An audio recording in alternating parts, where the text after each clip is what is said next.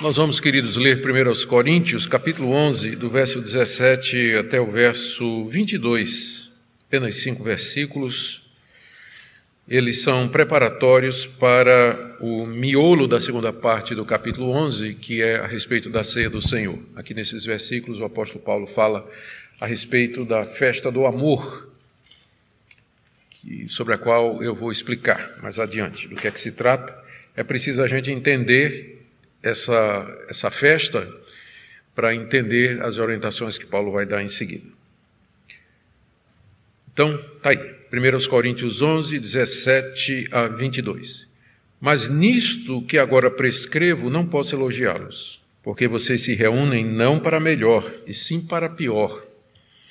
Porque, antes de tudo, estou informado de que, quando se reúnem na igreja, existem divisões entre vocês, e eu, em parte, acredito que isso é verdade. E é até necessário que haja partidos entre vocês, para que também os aprovados se tornem conhecidos entre vocês. Quando, pois, se reúnem no mesmo lugar, não é a ceia do Senhor que vocês comem, porque quando comem, cada um toma antecipadamente a sua própria ceia, e enquanto um fica com fome, outro fica embriagado. Será que vocês não têm casas onde podem comer e beber? Ou menosprezam a igreja de Deus e envergonham os que nada têm? Que posso dizer a vocês? Devo elogiá-los? Nisso certamente não posso elogiá-los. Até aqui, queridos, a leitura da Escritura. Como sempre, nós vamos orar pedindo que Deus nos ilumine, que Ele nos oriente.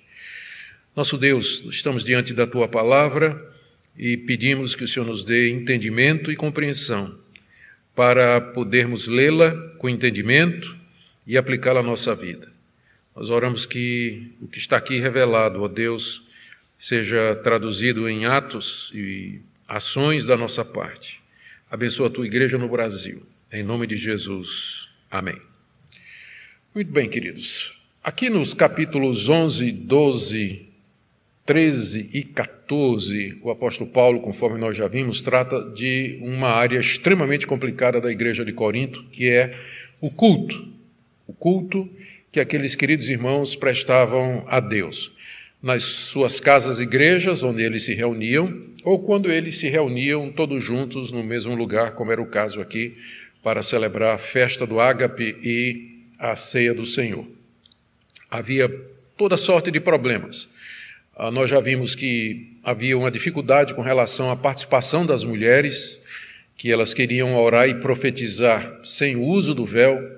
Nós vimos isso na mensagem anterior, na exposição anterior. Agora nós vamos ver a questão da festa do amor e da celebração da ceia do Senhor, que era feita dentro da festa. Depois nós vamos entrar na questão dos dons espirituais, isso aí vai levar bastante tempo, nós vamos gastar o capítulo 12 todinho, depois um parênteses, onde Paulo fala de alguma coisa que é superior aos dons, que é o amor, está no capítulo 13, e aí no capítulo 14, onde ele faz uma comparação entre profecia e línguas, terminando com algumas orientações práticas a respeito do culto. Então, como vocês estão vendo, a gente tem um longo caminho pela frente, e nenhuma dessas questões é pacífica, né? Todas elas são questões polêmicas e que têm, inclusive, nos dividido os evangélicos nas décadas mais recentes. Mas aqui nós estamos, então, na parte onde o apóstolo Paulo vai tratar dos problemas relacionados com a celebração da ceia do Senhor na igreja de Corinto. A ceia do Senhor foi instituída pelo próprio Senhor Jesus. Ele fez isso na noite em que ele foi traído, depois da refeição da Páscoa, enquanto ele comia com seus discípulos, e juntamente com o batismo se tornou um dos 2 sacramentos da igreja. A igreja protestante, ela aceita apenas 2 ordenanças. Os batistas chamam de ordenanças e os presbiterianos chamam de sacramentos, mas é a mesma coisa. Então, existem apenas 2 ordenanças ou dois sacramentos que eram para ser celebrados pela igreja até a vinda do Senhor Jesus, que é o batismo e a ceia do Senhor. Então, seguindo esse ensinamento dos apóstolos, que por sua vez estava baseado no ensinamento de Cristo, a igreja de Corinto se reunia regularmente para celebrar a ceia do Senhor e para ter esse momento, essa ocasião festiva em que todos estavam juntos para uma refeição comum. Quero ver com vocês, então, a respeito desta festa, chamada festa de fraternidade, ou festa do ágape, ou ainda festa do amor, como ela era celebrada na Igreja Apostólica no primeiro século, quais os problemas que havia com essa celebração na Igreja de Corinto e por que a gente não celebra mais hoje. Então, tem tudo isso que nós queremos ver hoje à noite. Vamos começar, então, entendendo o que era essa festa do amor ou do ágape. É evidente que o apóstolo Paulo, você me pergunta de onde é que eu estou tirando aqui essa ideia de uma festa. É porque o apóstolo Paulo está dizendo aí no verso 21, quando comem, cada um toma antecipadamente a sua própria ceia, enquanto um fica com fome e o outro fica embriagado. Então, ficar com fome, um ficar com fome e outro ficar embriagado, não faz sentido com um pedacinho de pão desse tamanho e um cálicezinho de vinho desse tamanho aqui, não é? Não faz sentido. Então, Paulo está falando de outra coisa, E é exatamente aqui que entra essa nossa consciência e descobrimento de que os cristãos do primeiro século regularmente se reuniam para comer juntos, beber o cálice, beber o vinho, né, que com certeza não era suco de uva, senão não faz sentido falar em embriaguez aqui, não é? Suco de uva forte esse, não é? Deixava o pessoal embriagado. E, é claro, ninguém ficava embriagado, obviamente, isso aí era claramente pecado no Novo Testamento e no Antigo também, não é? E durante essa celebração, eles realizavam a ceia do Senhor. Isso era alguma coisa que acontecia, ou que aconteceu desde o início da igreja cristã. O que é que eles faziam? No dia do Senhor, primeiro dia da semana, em comemoração à ressurreição de Cristo, os cristãos se reuniam num determinado lugar e aparentemente não era cada um na sua casa. Era um lugar só, senão Paulo não dizia aqui, vocês não têm casa onde vocês podem comer? Então, é óbvio que era um lugar comum para todos os cristãos, não era nas casas. Embora eles se reunissem nas casas, mas essa celebração era num local específico, um local comum. E aí, cada um trazia de casa alimentos e bebida. Cada um trazia de casa. Havia membros que eram pessoas de posses, por exemplo, Sóstenes, o tesoureiro da cidade de Corinto, era membro da igreja, se converteu com a pregação de Paulo. E certamente o tesoureiro da cidade não era uma pessoa de poucos recursos. E com ele outros, da elite da sociedade de Corinto, que haviam se convertido a Cristo. Então, eles traziam para esses encontros uma lauta refeição, que era para ser compartilhada com outros membros da igreja que não eram ricos. Paulo fala aqui de gente que ficava com fome, né, e gente que não tinha, inclusive, onde morar. Vocês envergonham aqueles que não têm onde morar, ele diz aqui no final.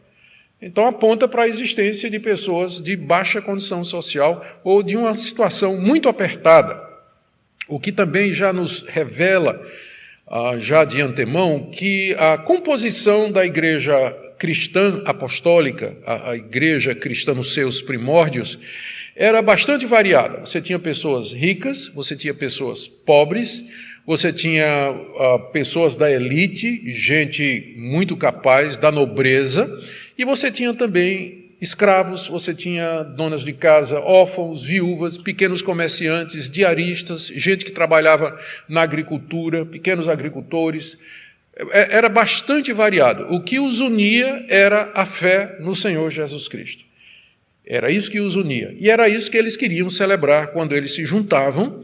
Cada qual trazia um pouco de comida da sua casa, eles repartiam entre si e juntos eles comemoravam a ceia do Senhor, apontando para a unidade que havia entre eles, o amor que deveria haver entre eles e o cuidado de uns para com os outros. Provavelmente era nessas festas, que a gente não sabe com que frequência eram celebradas, provavelmente, como eu disse, uma vez por semana, aos domingos, era nessas ocasiões que muitos dos membros pobres de Corinto tinham a oportunidade, quem sabe até de comer carne, porque fora disso eles não tinham a menor condição de comer carne, não é? Mas no domingo eles poderiam, quando a igreja se reunia no primeiro dia da semana, eles podiam então ali participar daquela comida gostosa que era trazida pelos irmãos mais ricos. O que acontecia então era que durante aquela festa, chamada Festa do Amor, Festa do Ágape, eles, a uma determinada altura, a liderança da igreja, ali presente, separava um pedaço de pão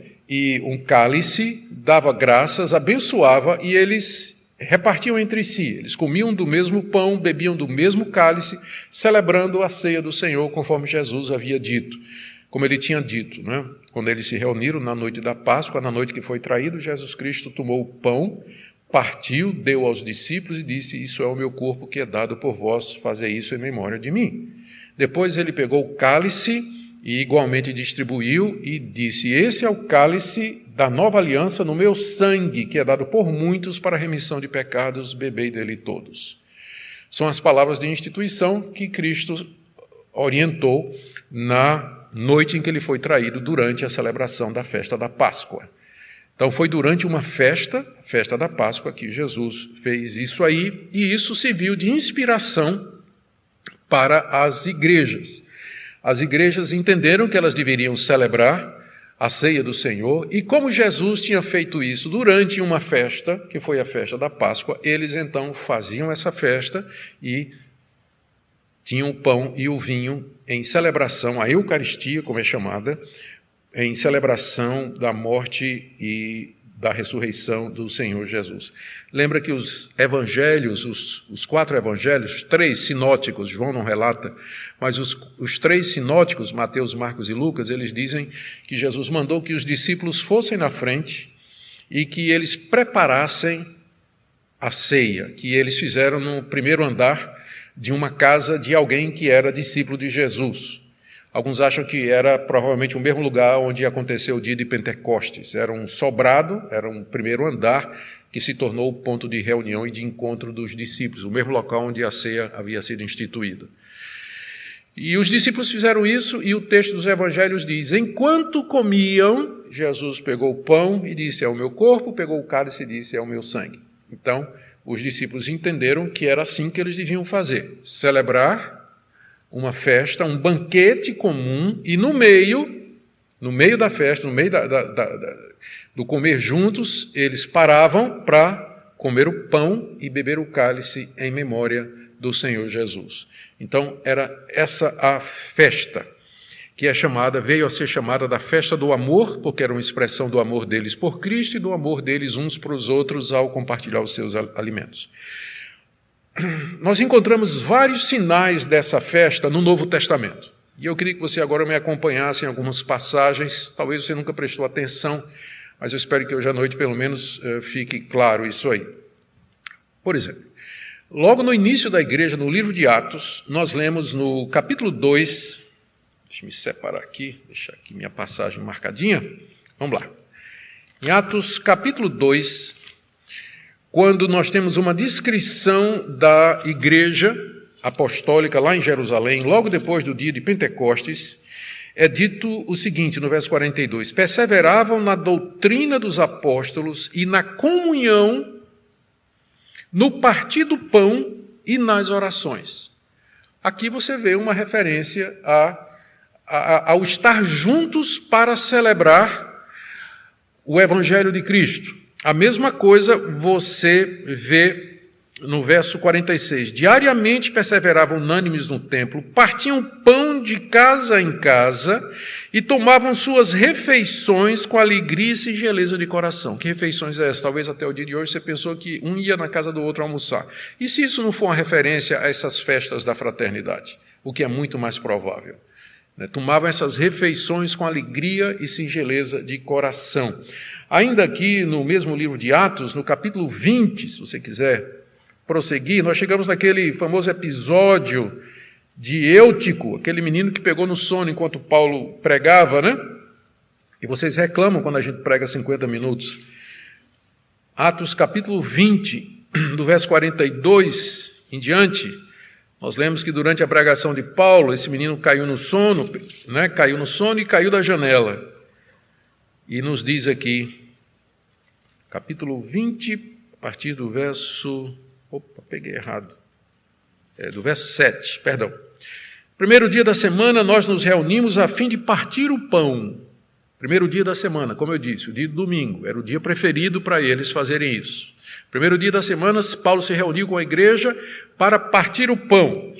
E aí Paulo vai pregando, vai falando, o Eutico cai da janela, morre, Paulo desce, ressuscita o menino, eles sobem, e diz aí no verso 11, subindo de novo, Paulo partiu o pão e comeu, e lhes falou ainda muito tempo até o amanhecer. E então conduziram o rapaz vivo e ficaram grandemente confortados. Mais uma referência a esse comer juntos, como expressão da comunhão e da unidade que eles tinham em Cristo Jesus. Na carta de Judas, lá para o final, para quem nunca leu Judas, está coladinho aí Apocalipse. Judas aqui não Iscariotes. Judas aqui é o irmão menos conhecido de Jesus. Judas de Tiago.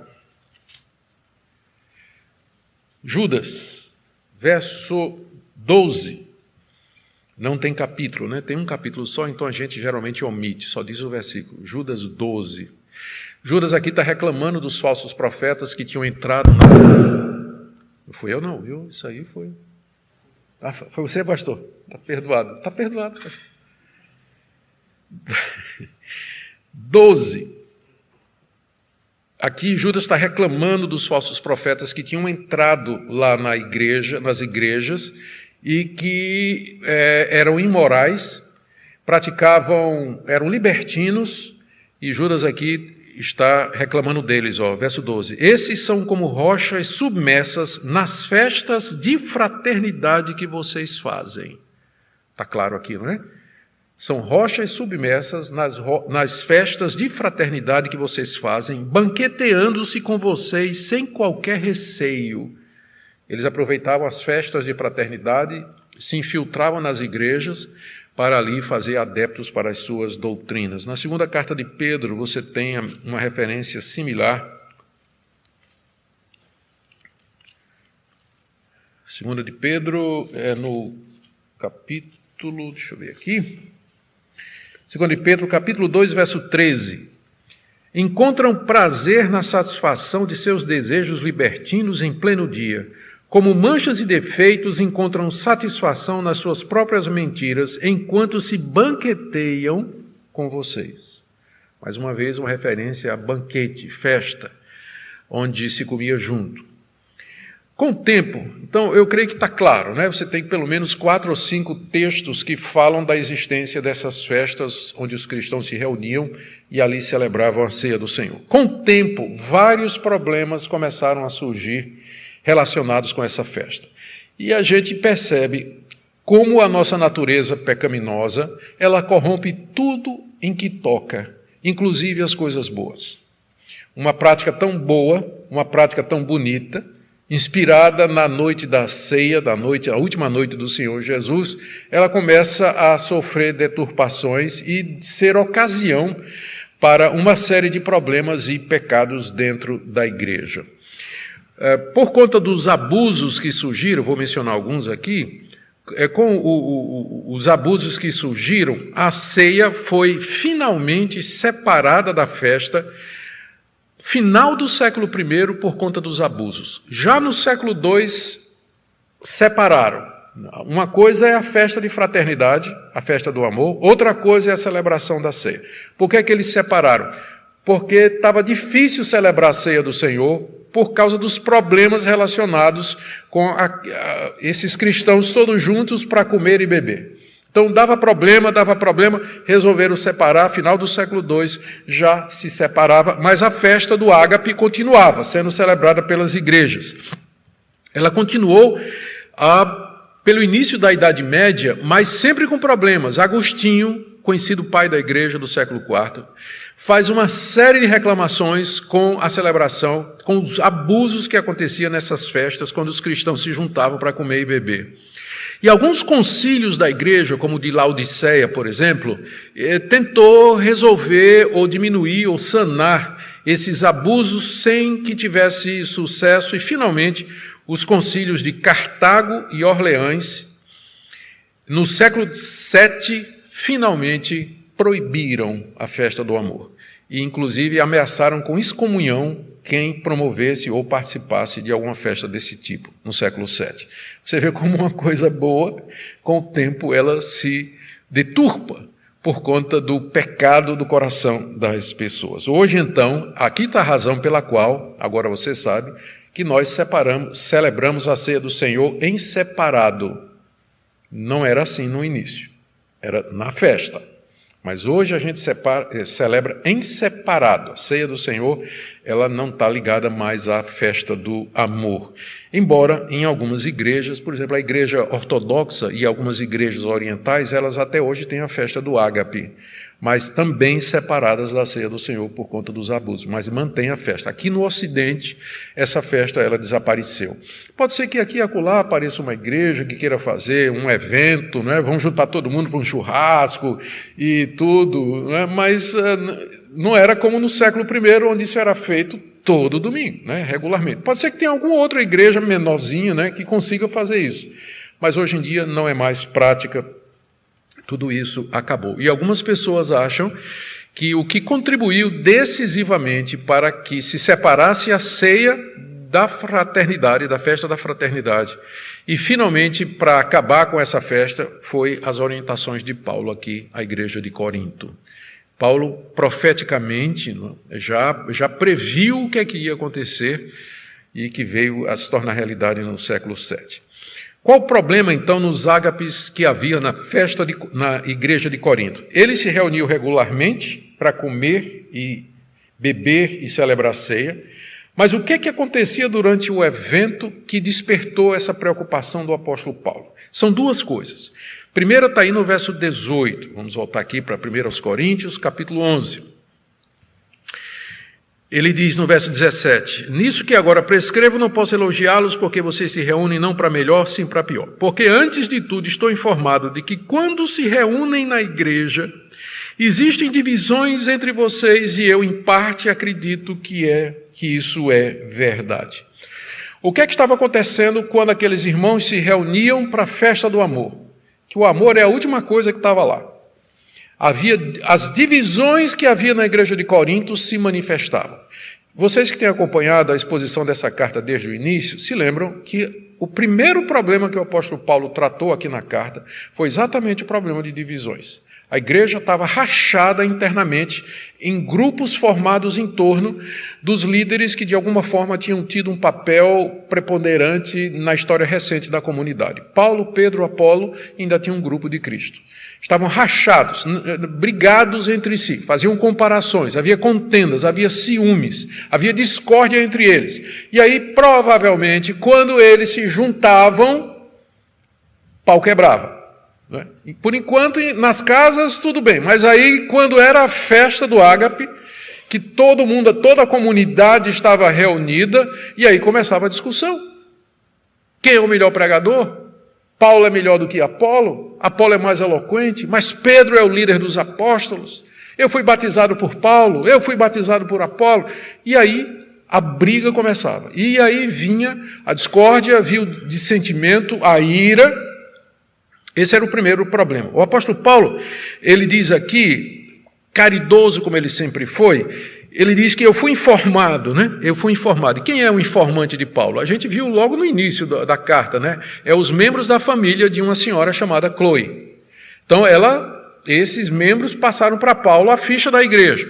Paulo diz, olha, eu estou informado de que está havendo isso aí, mas eu quero acreditar só em parte, porque me parece tão absurdo isso, e toda generalização é injusta. Então, eu acredito que, pelo menos em parte, isso é verdade.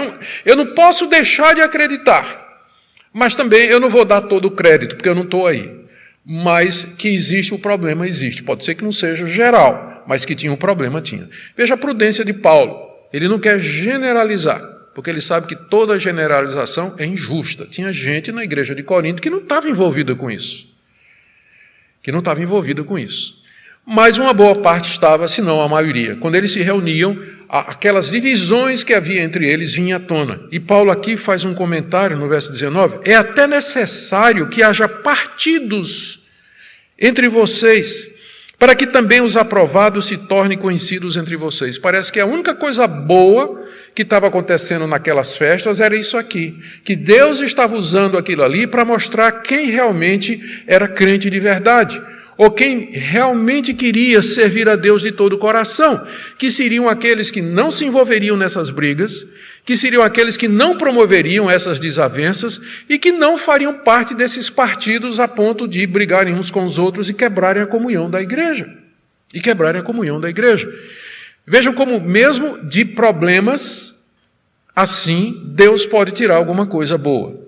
É necessário que essas coisas aconteçam. Então existe um propósito, existe um benefício, mesmo quando vê a igreja dividida, a igreja esfacelada, porque é no meio de confusões assim que a verdade do coração vem à tona. Porque quando está tudo bem, todo mundo crê da mesma forma, todo mundo age da mesma forma e todo mundo é crente. Mas começa uma briga na igreja, começa a ter divisão na igreja, disputa dentro da igreja, aí você vai ver o que de fato está dentro do coração de cada um, especialmente se for por dinheiro. Se a razão da briga for dinheiro e poder, aí você vai ver o que está de verdade no coração das pessoas, onde está a lealdade das pessoas. E é isso que Paulo observa aqui. É até necessário que haja esse tipo de briga, mas com certeza, aqui é Deus usando um mal para trazer um bem, mas com certeza não é isso que é o propósito de Deus para aquelas reuniões, quando eles estavam juntos para comer e celebrar a ceia do Senhor. Então, essa era a primeira coisa. A segunda coisa, o segundo problema, eram dois problemas. O primeiro, das divisões, e o segundo era dos abusos. Verso 21. Paulo diz no verso 20, quando, pois, se reúnem no mesmo lugar, não é a ceia do Senhor que vocês comem, porque quando comem, cada um toma antecipadamente a sua própria ceia, enquanto um fica com fome e outro fica embriagado. O que estava acontecendo? Alguns desses irmãos mais ricos, que tinham mais recursos e que levavam muita comida, eles então chegavam, colocavam ali na mesa, puxavam para si e começavam a comer. E os pobrezinhos que iam lá, que não, às vezes nem levavam nada, porque não tinham que levar, ia com fome, porque aquele era o único momento durante a semana que poderia ter uma refeição que poderia ser digna desse nome. De repente não tinha nada, porque o pessoal avançava e todo mundo comia na frente do outro. E aí a mesma coisa com o vinho. O vinho que era simbólico, o vinho que era para alegrar o coração, o pessoal começava a beber demais. E o resultado era gente que ficava embriagada, bêbados na ceia. Você pode imaginar isso? Que suco de uva, né? O pessoal ficava bêbado mesmo. E aí, é claro, uma vez que esse era o clima, como é que podia celebrar a ceia do Senhor? Não fazia sentido celebrar a ceia do Senhor. Gente chateada porque não comeu, gente empanturrada porque comeu demais, gente com raiva porque não sobrou nada, gente embriagada. O clima não era definitivamente um clima espiritual apropriado para qualquer exercício de natureza religiosa. Alguns, então, ficavam dessa maneira. Olha como Paulo aborda o problema. São 5 coisas que eu vou dizer aqui, bem rápido para a gente terminar. Primeiro, Paulo não podia elogiar a igreja de Corinto com relação a isso. Ele tinha feito um elogio, aí no capítulo 11, no verso 2, eu elogio vocês, porque em tudo vocês lembram de mim e retêm as tradições como eu transmiti para vocês. Mas agora, verso 17, nisso que eu vou prescrever, eu não posso elogiar vocês. Paulo já começa, olha, nesse ponto aqui, vocês estão totalmente reprovados. Eu não posso falar bem de vocês, eu não posso elogiar vocês. E a mesma coisa que ele diz no final do verso 22. Que posso dizer a vocês? Devo elogiá-los? Nisso certamente não posso elogiá-los.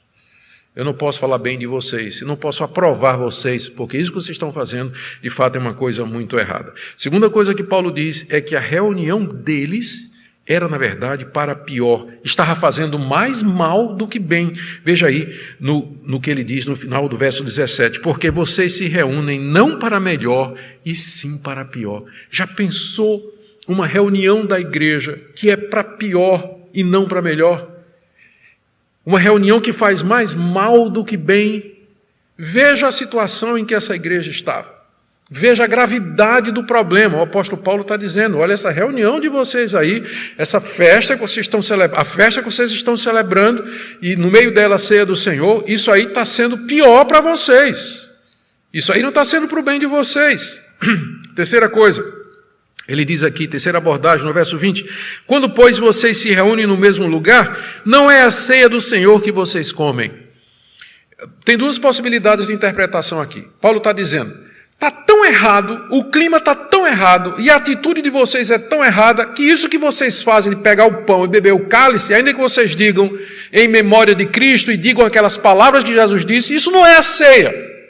Porque o que faz a ceia não é somente a ortodoxia do método e dos elementos. Pão e vinho, ou suco de uva, separado e distribuído dessa forma. Só isso não faz a ceia. O que faz com que seja, de fato, um meio de graça que abençoa é a atitude das pessoas. É o clima espiritual da igreja. De repente você pode ter uma ceia celebrada ortodoxamente, dentro de todos os parâmetros, e não é a ceia do Senhor. Como era o caso da igreja de Corinto. O problema deles não era que eles não sabiam o que era o pão e o cálice. Eles sabiam o que era o corpo e o sangue do Senhor. E faziam aquilo em memória dele. Mas a atitude deles era tão errada que Paulo diz, não é a ceia. Essa é a primeira possibilidade de interpretação dessa passagem. A outra é que Paulo está dizendo, quando vocês se reúnem, o interesse de vocês não é celebrar a ceia do Senhor, mas é comer e beber. Esse é o interesse de vocês. Faz sentido, não faz? Quanta gente vem à igreja e não está interessada na pregação, não está interessada na comunhão espiritual, não está interessada na celebração do Senhor, está interessada em outra coisa, já que não tem comida e bebida, mas tem outros ídolos, tem outros motivos, algumas coisas que podem parecer lícitas, que é algo mais lícito do que comer e beber, mas aquilo que é lícito, quando é procurado da maneira errada, no lugar errado, se torna um ídolo. Que era o que estava acontecendo com aquela igreja, e o que é que acontece em muitas também. As pessoas vêm para a igreja, mas não têm atitude de adoração, não têm espírito de adoração, não percebem o que está sendo realizado ali. E Paulo diz, não é a ceia do Senhor que vocês estão interessados, ou não é a ceia do Senhor que está sendo celebrada aí por conta da atitude de vocês. Quarto lugar, uma repreensão que Paulo faz, que devia deixá-los envergonhados, está aí no verso 22. Será que vocês não têm casa onde podem comer e beber? O que mostra que essa reunião não era nas casas, não é? Era em algum lugar, senão essa palavra aqui não faz sentido. Vocês não têm casa onde vocês podiam ter comido e bebido antes de vir para cá? Mas vocês vêm aqui com fome, e aqui vocês começam a comer, começam a beber, que quando chega a hora da ceia, ninguém mais está em condição espiritual, não tem mais disposição mental apropriada para celebrar a ceia do Senhor. Será que vocês não têm casa onde podem comer e beber? Ou menosprezam a igreja de Deus e envergonham os que nada têm? Aqui a repreensão é dirigida mais aos ricos, que avançavam na comida, bebiam, e os pobres ali ficavam olhando, frustrados, amargurados por conta daquela situação toda. E por último, Paulo não podia elogiá-los, né? Já mencionei que está aí no verso 22. Então, queridos, é nesse contexto que o apóstolo Paulo vai explicar para os coríntios, mais uma vez, o que é a ceia do Senhor. E por que é necessário que as pessoas participem com uma atitude mental apropriada, uma disposição espiritual que seja adequada, porque senão é um mero rito religioso. É comer um pedaço de pão e beber um cálice de suco de uva, só. Não vai valer nada, não vai valer nada.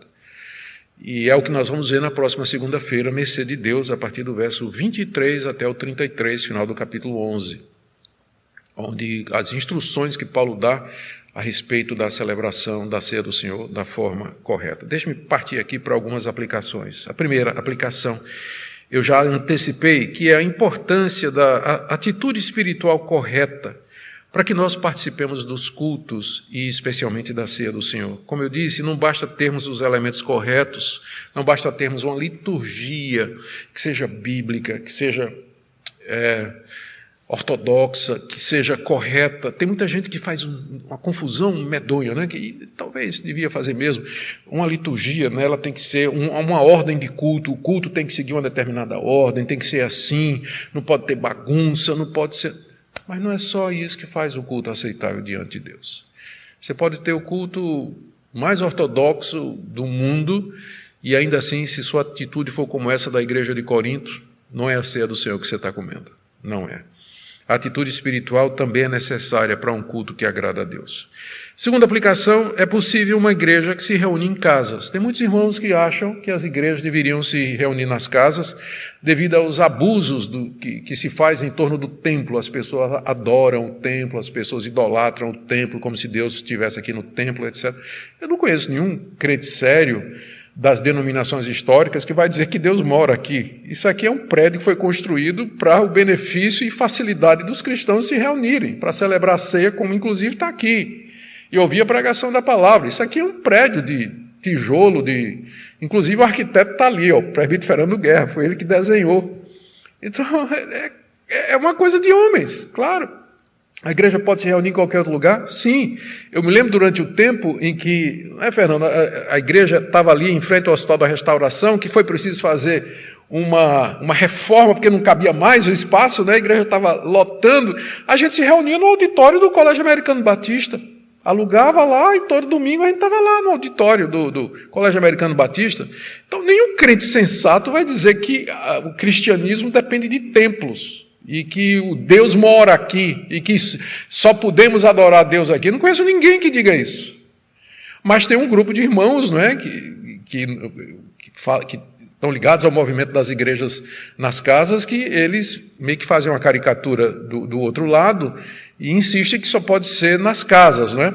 Bom, aqui você tem um exemplo de uma reunião, pelo menos, não é, que não era nas casas, mas era um local onde os crentes da cidade de Corinto podiam se reunir e juntos celebrar e fazer os seus ágapes regularmente. Isso para a gente ter cuidado quando a gente pega a nossa doutrina predileta e a gente quer impor em cima dos outros, sem ao menos ouvir o outro lado, não é?